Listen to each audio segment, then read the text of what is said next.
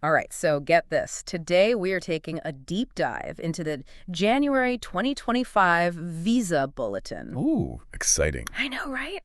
We're going to break down what's new, what's changed, why it even matters, Hmm. and what it all could mean for, well, you, dear listener. And let me tell you, it's way more than just like a bunch of dates and categories on a page. It's like people's lives. It really is. What gets me is we're talking about like years, sometimes even decades of waiting, right? Yeah. For people who are just trying to, build a new life, start over here in the U.S. Exactly. And it's like a whole complex system. Okay, so let's say you're from the Philippines and you've been waiting to bring your married child to the U.S. Okay. So you're watching those final action dates, like inching forward each month. And then suddenly, Damn. bam, the F3 category jumps 3 months. Right. Feels like a win, right? At first glance, you think, oh, wow. Yeah. But then you realize, like, hold on. Yeah. Even with that jump, you're still looking at a wait time that goes all the way back to 2010.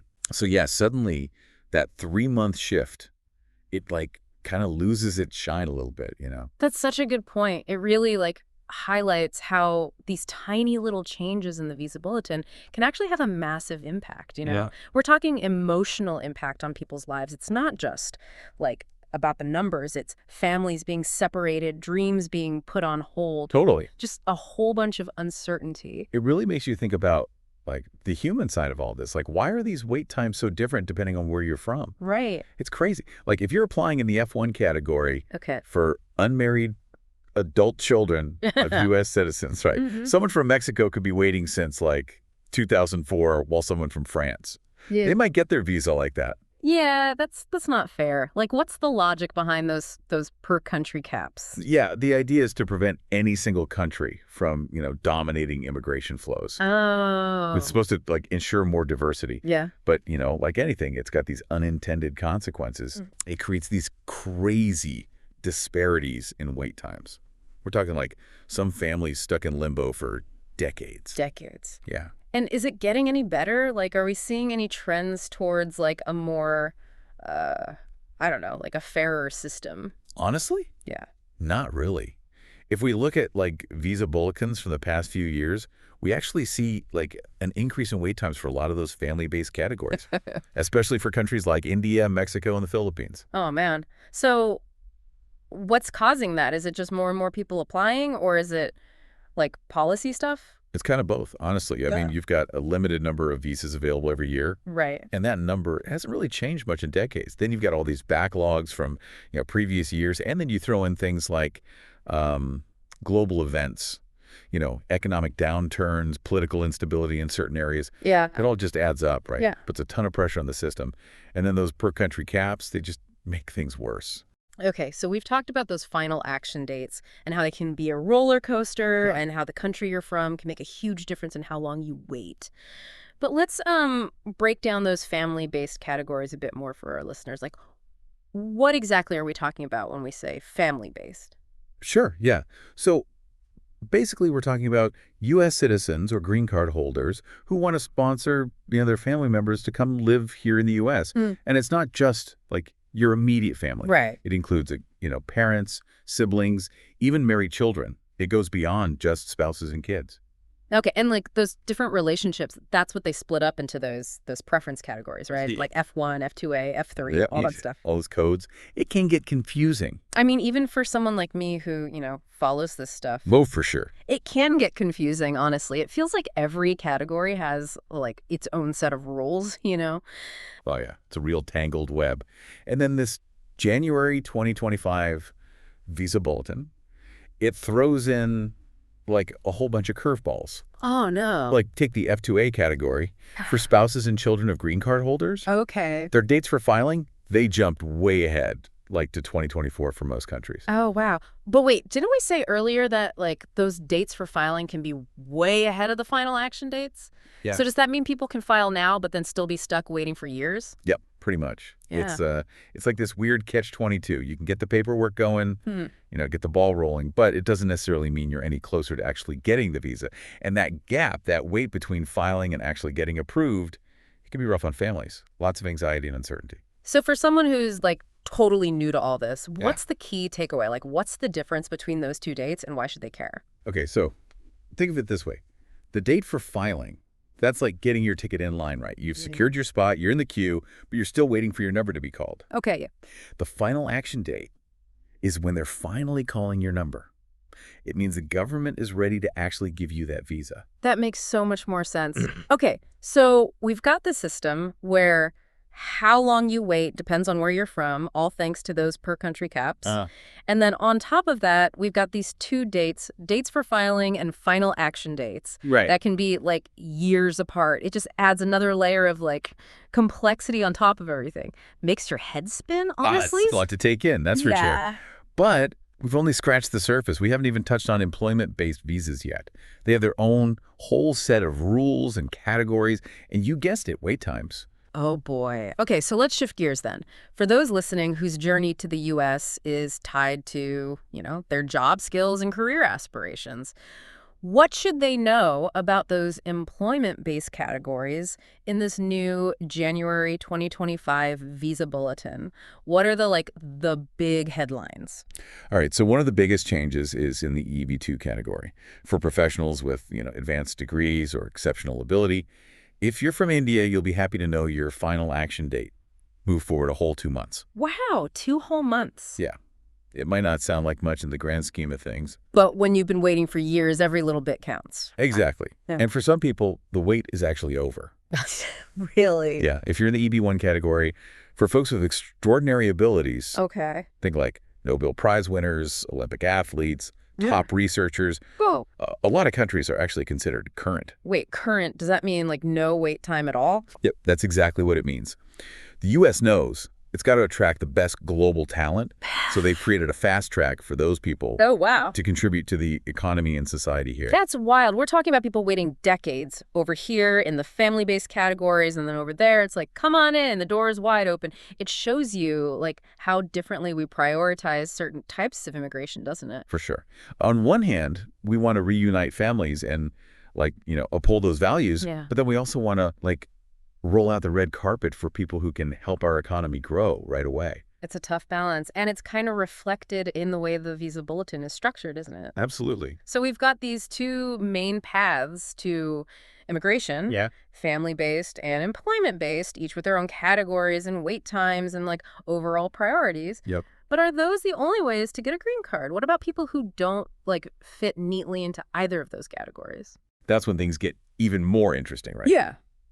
There are other less common categories in the visa bulletin, like EB4 for special immigrants. Yeah. That includes things like religious workers or certain employees of U.S. embassies. Okay. And then there's the EB5 category for investors. Investors. That one has a whole other set of, criteria and controversies, actually. Oh, controversies. Okay. Now you've got me intrigued. But before we go down that rabbit hole, let's stick with the employment-based categories for a sec. So we talked about EB1 for those, super talented folks, and EB2 for the advanced degree holders. Right. What about people who might not have a PhD or a gold medal, but who still have, valuable skills? That's where EB3 comes in. It's for skilled workers, professionals, and other workers whose jobs might not need a college degree, but who are still, totally important to the U.S. economy. Okay, I got it. Think people in those in-demand trades, like healthcare workers, people who keep things running, essential workers. Exactly, the backbone of so many industries. But they often get, overlooked in these immigration conversations, don't they? Unfortunately, yeah, that happens a lot. So how are things looking for them in this January 2025 visa bulletin? Any good news? Well, it's a mixed bag. For most countries, the final action date for EB3 only moved forward about a month. Just a month. Yeah, which is pretty typical, unfortunately. But for China, it jumped forward 2 months. Okay, that's something, at least for those folks. Literally. What about India? We saw some movement for them in the EB2 category, right? But what about EB3? Not much good news there. Their final action date only went forward a single month. Oh, man. It really shows you how differently these categories are treated, even within the same visa bulletin. Yep, and it really highlights how much depends on where you're from. It's almost like playing the lottery, but with life-altering stakes. That's a really good way to put it. It's all about uncertainty, And it can be so frustrating for people trying to navigate this whole system. It really makes you think about the, ripple effects, We're talking about years, sometimes decades, of people's lives in limbo. Yeah. Like, what happens to their careers, their families, Hmm? their, like, sense of hope while they're stuck waiting? It's a question we should be asking more often, honestly. We get caught up in the numbers and the policy debates, Yeah. but we forget about the actual human impact of all this. Those delays, they take a real emotional toll, and the economic impact can be big, too. For sure. And it goes way beyond just the individuals involved. Oh, absolutely. Think about the businesses trying to hire skilled workers, Right. or the communities waiting to welcome new people, families that are just longing to be reunited. These delays affect everyone, the whole society. Good point. Immigration. It's not just about individual stories. It's about what kind of country we want to be. Mhm. And when we create these roadblocks and these delays, everyone ends up paying the price. All right, so we've covered a ton of ground here. We talked about the ins and outs of those family-based and employment-based categories. We went deep on those final action dates and dates for filing. Yeah. And we even got into the ethics of those per-country caps. Yeah. This is just like a tiny peek, Yeah, right? exactly. The January 2025 Visa Bulletin is just one little piece of a much bigger picture, A snapshot in time, a picture that's constantly changing. always moving. And that's what makes this whole thing so fascinating and so important to understand. It really is. The Visa Bulletin, it's like this living document, right? It reflects all those global trends and economic forces and political priorities. Yeah, sure. Which brings us to the million-dollar question, what happens next? Like, Yeah. what could cause those dates to change even more drastically in future bulletins? Well, one big thing is like policy changes. If anything changes with immigration laws, quotas, those per-country caps, Yeah. that could have a big impact on wait times across the board. And there's a lot of debate right now about those very things. Oh, absolutely. Like calls for comprehensive immigration reform and all these different opinions on how to balance family reunification and economic needs. Right. It's a hot topic. So those debates, they could have real consequences for people who are like stuck waiting in line. For sure. And don't forget about what's happening in the world. Yeah. Economic downturns, political unrest in certain regions. Right. Those things could lead to a surge in applications, which could overload the system. Oh, yeah, it could back things up even more. Yeah, exactly. Mm-hmm. And then on the flip side, if the U.S. economy is doing well, there might be more demand for skilled workers, Okay. which could actually speed things up for some of those employment-based categories. Interesting. It's like a big, complicated puzzle, isn't it? Totally.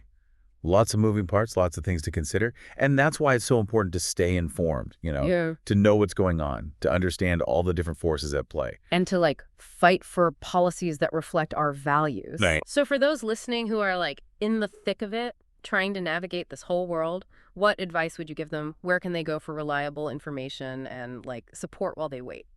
There are some really great resources out there. Immigration attorneys can give you expert advice specific to your situation, And groups like the American Immigration Lawyers Association, ALA, they offer a lot of insights and updates on policy changes. And online communities can be really helpful for connecting with others going through the same thing, finding that sense of solidarity and shared experience. It's a good reminder that even though this process can feel really isolating, you're not alone. There are people who understand what you're going through and resources to help you along the way. And maybe most importantly, don't lose sight of the bigger picture, right? Hold on to your dreams, stay informed, and keep those connections strong. That's beautiful. This deep dive into the January 2025 Visa Bulletin has been, eye-opening, to say the least. It's a good reminder that behind all those dates and categories are real people with real hopes and dreams. Real lives waiting to happen. Exactly. Thanks for joining us on this journey, and keep exploring. So basically, we're talking about U.S. citizens or green card holders, and they want to sponsor their family members to come live in the U.S. Okay. And it's not just your immediate family. Got We're it. talking, parents, siblings, even married children can be sponsored. Okay, so those different relationships are what gets split up into those preference categories, like the F1, F2A, F3, all that. Yep, all those codes. It gets pretty confusing. It really does. Even for someone like me who, I try to keep up with this stuff. Oh, for sure. It can get confusing, honestly. It feels like every single category has its own little rule book. Yeah, it's a tangled web for sure. And then you throw in this January 2025 Visa Bulletin, Uh-oh. What'd they do? and it's got some real curveballs in there. Oh, no. For example, take the F2A category for spouses and children of green card holders. Okay. Their dates for filing jumped way ahead, to 2024 for a lot of countries. Wow. That's a big jump. But hold on, didn't we say earlier that those dates for filing can be way ahead of the final action dates? We did, yeah. So does that mean, like, people can file all their paperwork but then still end up waiting for years? Yeah, that's the catch, unfortunately. Yeah. It's like a catch-22. Right. You can get the ball rolling, get everything submitted, Mm-hmm. but doesn't necessarily mean you're closer to actually getting the visa. Yeah. And that gap between, like, filing and final action, it can be a really tough time for families. A lot of anxiety and uncertainty. So if someone's new to all of this, what's the key difference? What's the main takeaway? Like, why should they even care about those two different dates? Okay, here's a good way to think about it. The date for filing, that's like getting your ticket in line, right? You've got your spot, you're in the queue, Okay, yeah. but you're still waiting for them to call your number. The final action date is when your number actually gets called. It means the government's ready to give you that visa. Okay, that makes a lot more sense. So we've got this system where how long you wait depends on where you're from, thanks to those per country caps. And then we've got these two different dates. Yeah. Dates for filing and final action dates, and they can be years apart. It just adds a whole nother layer of complexity on top of everything. It definitely does. Makes my head spin, honestly. It is a lot to process. And we've only covered half of the visa bulletin. Oh, right. We still have to talk about the employment-based visas. Exactly. They've got their own rules and categories, Mm-hmm. and you guessed it, more wait times. Oh, boy. Okay, so let's switch gears then. For our listeners out there whose journey to the U.S. is tied to their job skills and their career goals, what should they know about these employment-based categories in this January 2025 visa bulletin? Like, what are the big takeaways for them? All right. Well, one of the biggest changes is in the EB2 category. Okay. This is for professionals with advanced degrees or exceptional ability. And if you're from India, you'll be happy to hear that your final action date moved forward 2 whole months. Wow, 2 months. Yeah. Which, might not seem like a lot in the grand scheme of things, but But when you've been waiting for years, any progress is good progress, right? exactly. And for some folks, the wait is actually over. Wait, really? No more waiting? Yep. For the EB1 category, for those with extraordinary abilities, That's right. we're talking Nobel Prize winners, Olympic athletes, top researchers, that sort of thing. Those are some pretty impressive people. A lot of countries are actually considered current in that category. Wait, current. Does that mean, no wait time at all? That's exactly what it means. Yeah. The U.S. wants to attract the best global talent, so they've created, a fast track for those individuals to come and contribute to the U.S. economy and society. That's wild. I mean, we've been talking about people waiting decades over here with the family-based categories. That's right. And then over there, it's like, come on in, the door's wide open. It really shows you how differently we prioritize different types of immigration, doesn't it? It really does. We want to reunite families and, uphold those values. But we also want to welcome those who can, immediately boost our economy. It's a tough balance, and it's all kind of reflected in the way this visa bulletin is structured, isn't it? Absolutely. So we've got these two main paths to immigration, family-based and employment-based, and each has its own categories and wait times and this whole set of priorities underneath it all. But are those the only ways to get a green card? What about people who don't fit neatly into either of those categories? That's where things get even more interesting, right? There are other, less common categories in the visa bulletin. There's the EB4 category for special immigrants, Okay, which includes religious workers and certain employees of U.S. embassies. gotcha. And then there's the EB5 category for investors. Investors, huh? That one comes with a whole set of criteria and, controversies, actually. Yeah. Oh, controversies. Now you've really got me curious. But before we go down that rabbit hole, let's stick with the employment-based categories for a sec. So we talked about EB1 for, the super talented folks. The extraordinary ability. And EB2 for those with advanced degrees. But what about people who, maybe they don't have a PhD or a gold medal, but they still have valuable skills to offer? That's where the EB3 category comes in. Okay. This is for skilled workers, professionals, people whose jobs might not require a college degree, but are still really important for the U.S. economy. I see. Think of people in those in-demand trades. Oh. Healthcare workers, Yeah. people who are keeping things running, essential workers, all that. Right, the backbone of so many industries. Exactly. But they often get kind of overlooked in these conversations about immigration, don't they? Unfortunately, yeah, that happens a lot. So how are things looking for them in this January 2025 visa bulletin? Any good news? It's kind of a mixed bag, to be honest. For most countries, the final action date for EB3 only inched forward about a month. A month. That's it. Yeah, which is pretty typical, sadly. But for China, there was a bigger jump. They moved forward 2 months. Okay, so at least there's some good news for them. What about India? We saw some movement in the EB2 category for them, right? We did, yeah. What about for EB3? Not as much good news there. Their final action date only moved forward a single month. Oh, man. It really shows you how differently these categories are treated, even within the same visa bulletin, It does. And it really highlights how much just depends on where you happen to be from. It's like playing the lottery, but with, like, life-altering stakes. That's a good way to put it. It's all this uncertainty, and, it can be so frustrating for people trying to navigate this whole system. It makes you wonder, like, what kind of impact do all these delays actually have, We're Right. not just talking about a few months here and there. It's years, sometimes even decades of people's lives just, like, on hold. Yeah. What does that do to their careers, their families, Right. their hope for the future? It's a question that doesn't get asked enough. Yeah. We get so caught up in the policy stuff and the numbers Yeah. that we forget there are actual people behind all of this. Yeah. Real people dealing with the consequences of these delays. The emotional toll is huge. Mm-hmm. And don't forget the economic impact, too. Totally. And it's not just about the people directly affected either. Think about all the businesses that are trying to hire these skilled workers, Right. the communities that are like ready to welcome new members, families that are just like desperate to be reunited. These delays affect everyone. It has a ripple effect throughout society. It's true. Immigration, it's not just about individual journeys. It's about all of us, Right. It's about who we are as a country. And when we make it harder, when we create these delays for no reason, Yeah. we all end up worse off.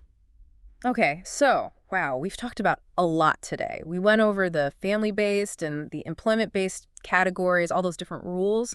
We talked about final action dates and dates for filing and all those per-country caps and how they create these big disparities. But, this is just one little snapshot. It's just a glimpse into this big, complex world. Exactly. The January 2025 Visa Bulletin is just one moment in time. Right. And things are always changing. Always in motion. And that's what makes this whole topic so fascinating, I think. And so important to understand. Exactly. The Visa Bulletin, it's like a living document, right? It reflects all those global trends, all those economic forces, the political priorities that are always shifting. For sure.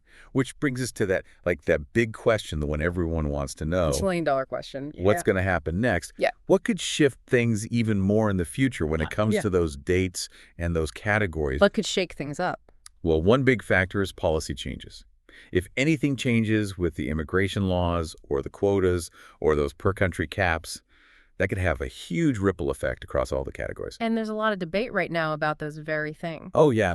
People are calling for comprehensive immigration reform, and there are a lot of different opinions on how to balance family reunification with those economic needs that we talked about. Right. It's a big debate. So those debates, they could have very real consequences for the folks who are, like, waiting for their chance. Absolutely. And don't forget about what's happening globally. Oh, right. Economic downturns, political instability in certain parts of the world Yeah. that could lead to a surge in applications, Yeah. which could put even more strain on the system. And then on the other side, if the U.S. economy is booming, there might be a higher demand for skilled workers, Okay. which could actually speed things up for some of those employment-based categories. So it really is this constantly evolving landscape, isn't it? It is. Lots of moving pieces, a lot to keep track of. And that's why it's so important to stay informed, to understand the forces at play, and to advocate for policies that you believe in. So for our listeners out there, the ones who are in the middle of all of this, what's your best advice? Where can they go for reliable information, for support, while they wait? There are some great resources out there. Immigration attorneys can give you really specific guidance based on your situation. Okay. There are groups like the American Immigration Lawyers Association, ALA. They offer a lot of information and updates on any policy changes. And then there are also online communities. Yeah. Those can be a great way to connect with others going through the same thing. Right. Finding that sense of community. Exactly. That sense of solidarity. It can make a big difference. It's good to remember that even though this can feel like a really lonely process, you're not alone. You're not alone at all. There are people who get it, who understand what you're going through, and there are resources out there to help. And I think, maybe most importantly, don't lose sight of the big picture, right? Yeah, Hold on to your dreams, stay informed, keep those connections strong. beautifully said. Well, this deep dive into the January 2025 Visa Bulletin has been, well, it's been a journey. It's a reminder that behind all those dates and categories are real people, real families, real hopes and dreams. Real lives waiting to happen. Exactly. Thanks for joining us on this deep dive. We'll see you next time.